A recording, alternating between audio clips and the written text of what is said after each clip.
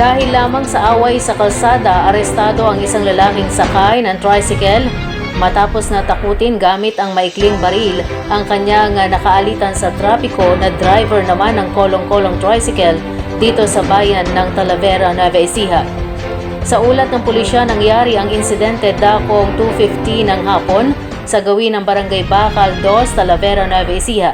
Isang komprontasyon ang naganap sa pagitan ng isang 49 anyos na lalaki mula sa Barangay Bacal 3 at isang 45 anyos na kontratista mula sa Barangay Bacal 2, kapwa ng bayan ng Talavera.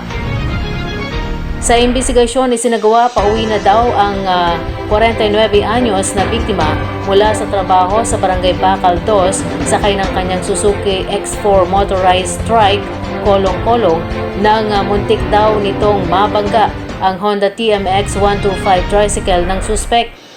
Hindi naman daw nagkasagian ang sasakyan ng dalawa pero nagkaroon ng komprontasyon kung saan ay bumunot umano ng maikling baril ang suspect at nagbanta sa buhay ng biktima.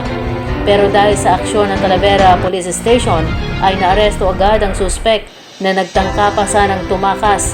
Nakuha sa lalaki ang isang caliber .38 revolver na may kargang 5 bala.